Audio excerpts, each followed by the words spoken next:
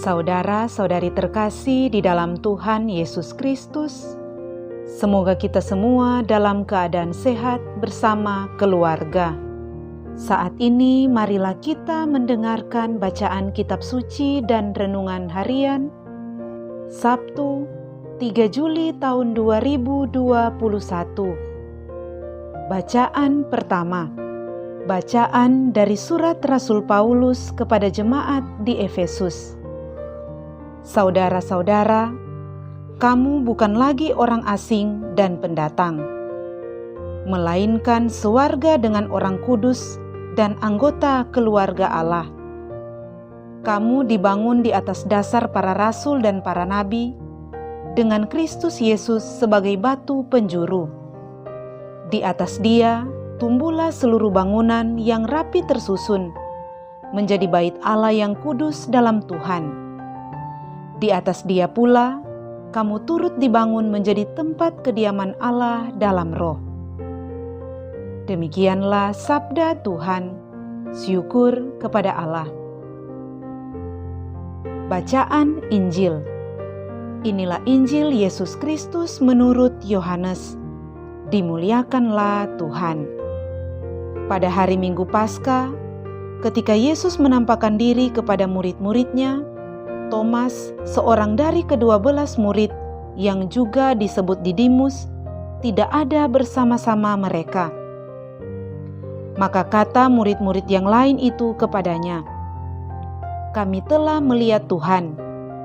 Tetapi Thomas berkata kepada mereka, "Sebelum aku melihat bekas paku pada tangannya, dan sebelum aku mencucukkan jariku ke dalam bekas paku itu, dan mencucukkan tanganku ke dalam lambungnya, aku sama sekali tidak akan percaya."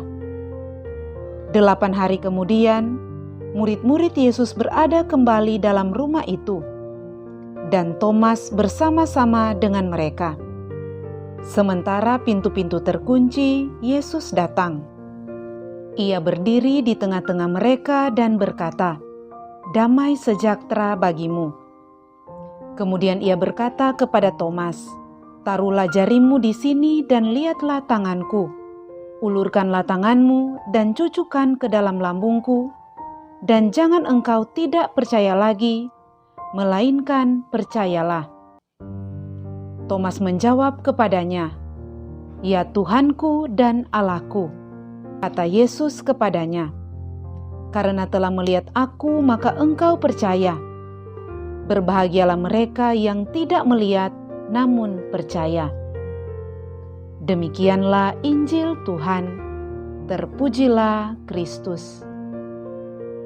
Saudara-saudari terkasih di dalam Tuhan Yesus Kristus, renungan kita di saat ini diberi judul "Tidak melihat namun percaya". Saudara-saudari terkasih, ada sebagian orang yang berpendapat seeing is believing. Mereka perlu melihat bukti dahulu, barulah mereka bisa percaya. Bukti yang bisa diindrai, itulah yang membuat orang percaya. Dalam kehidupan beriman, ada sebagian orang yang selalu minta bukti. Jika tidak melihat bukti, mereka tidak mau percaya. Saudara-saudari terkasih, pada hari ini kita merayakan pesta Santo Thomas Rasul Yesus.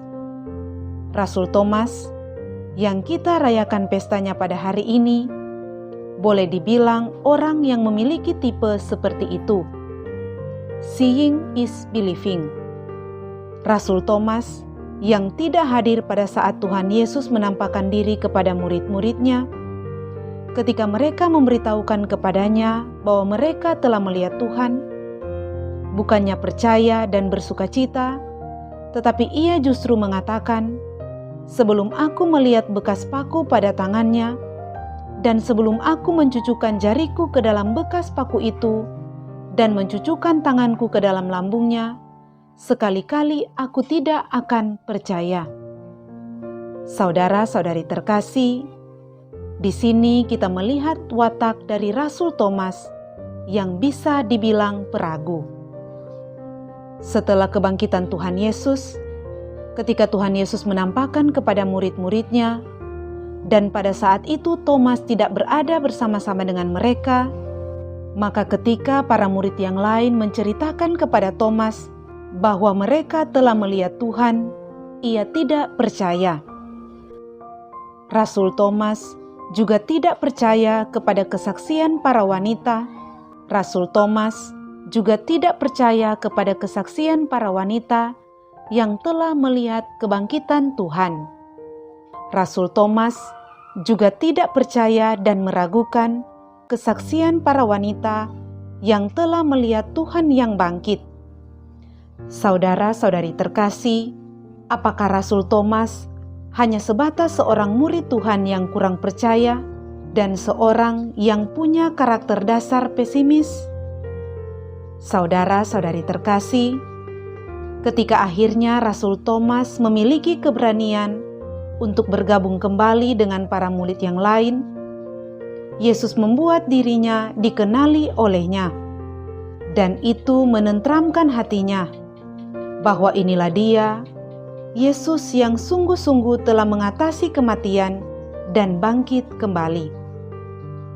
Serentak dengan itu, Rasul Thomas tidak hanya mengenali Tuhan dan Gurunya. Serentak dengan itu, Rasul Thomas tidak hanya mengenali Tuhan dan Gurunya, tetapi ia sekaligus percaya dengan sepenuh hatinya dan bersaksi bahwa Yesus sungguh Tuhan dan sungguh-sungguh Allah. Itu dapat kita lihat pada bacaan Injil hari ini. Rasul Thomas berkata, "Ya Tuhanku dan Allahku." Suatu pengakuan yang jujur dan meneguhkan Rasul Thomas sampai akhir hidupnya. Karena kemudian ia menjadi saksi kebangkitan Tuhan yang setia. Saudara-saudari terkasih, pada pesta Santo Thomas Rasul ini, marilah kita menyadari bahwa kasih Allah dan pengampunannya begitu besar untuk kita. Kemaharahiman Allah mampu untuk mempertobatkan Rasul Thomas dari ketidakpercayaannya. Pengalaman yang dialami oleh Rasul Thomas sekaligus meneguhkan dia menjadi pelayan Tuhan yang sejati. Menjadi pertanyaan bagi kita semua saat ini, apakah kita memerlukan pengalaman-pengalaman yang dahsyat atau mujizat-mujizat yang besar untuk membuat kita lebih percaya? Berbahagialah orang yang tidak melihat namun percaya. Itulah tanda iman yang sejati. Semoga demikian. Amin.